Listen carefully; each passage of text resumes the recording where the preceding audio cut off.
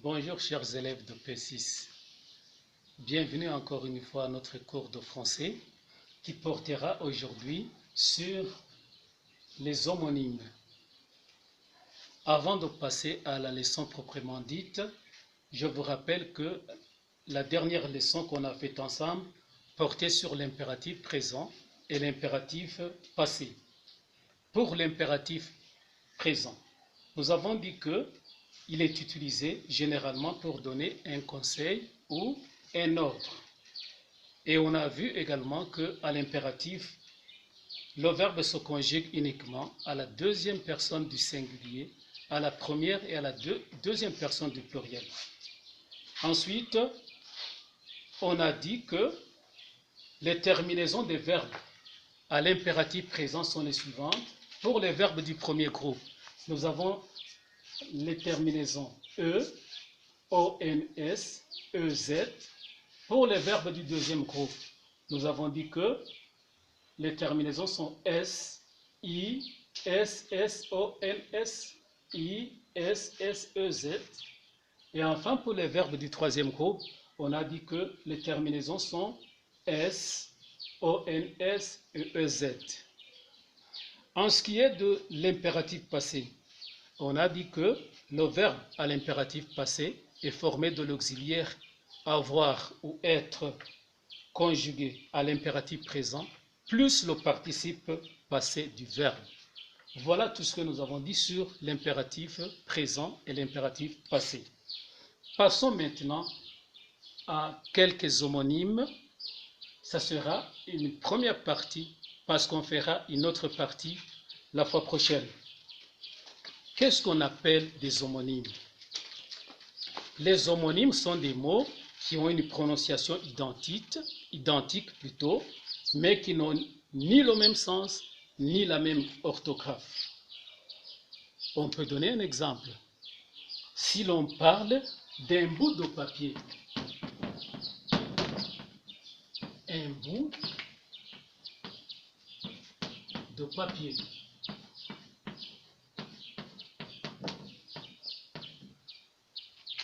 Le mot bout.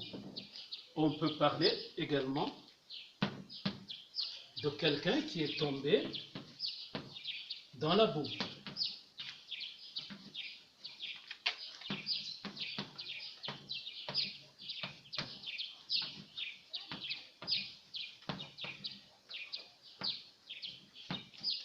Vous voyez que les deux mots boue et boue se prononcent de la même manière, mais s'écrivent différemment.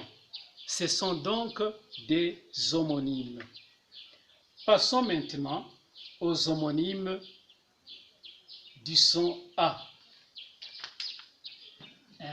Ça sera les homonymes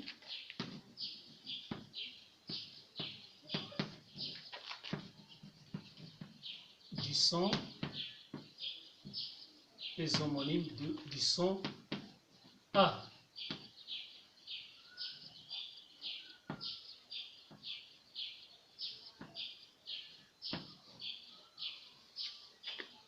On va voir qu'il existe trois homonymes du son A. Le premier, ça sera celui-ci, A.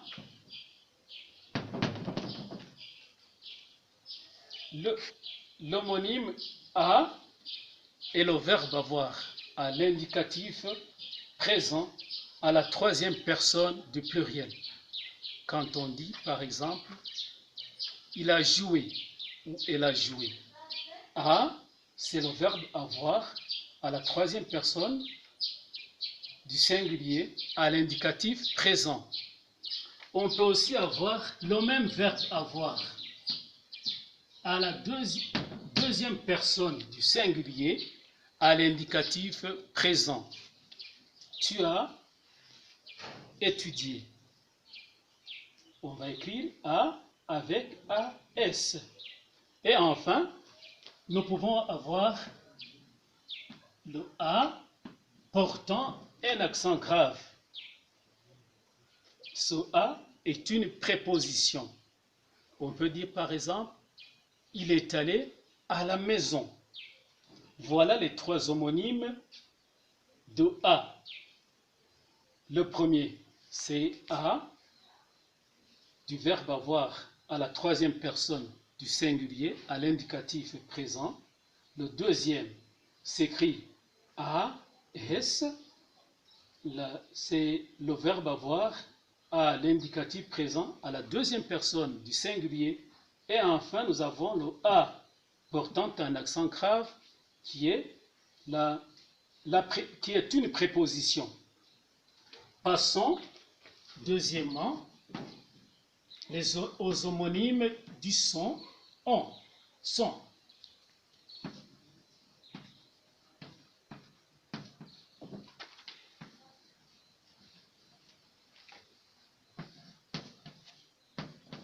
Les homonymes du son sont.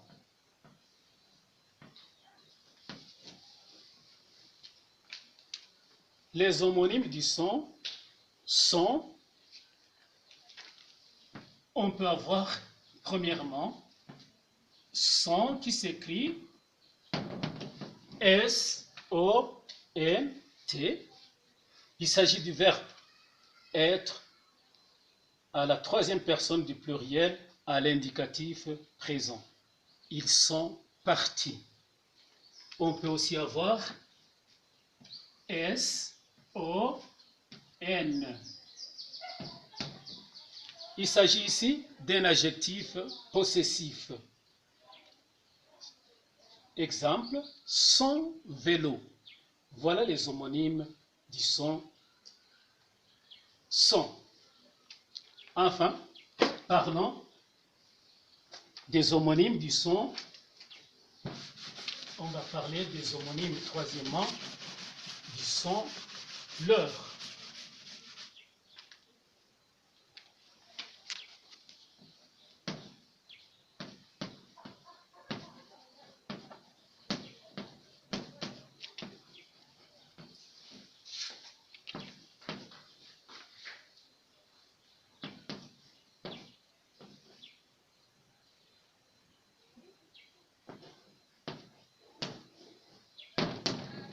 Nous allons voir qu'il y a deux homonymes pour le son leur. Il s'agit premièrement du pronom leur. On peut donner un exemple. Il leur apporte de nouveaux habits. Leur ici est un pronom personnel. On peut aussi avoir leur qui est un adjectif possessif. Un exemple, leurs habits sont propres. Voilà, chers amis, la fin de notre première partie de notre cours portant sur les homonymes. Nous venons de voir que le son a trois homonymes.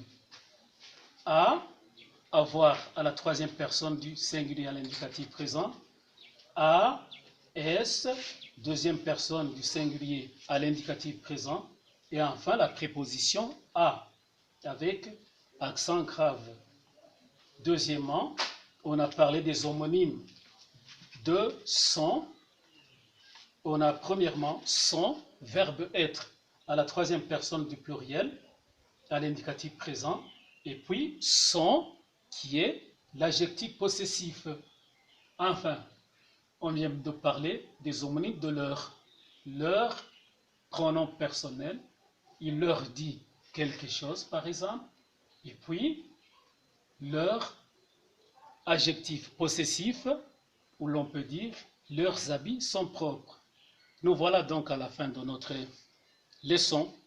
Vous pourriez, comme application, faire l'exercice 1 de la page 85 de votre manuel de l'élève Azimut.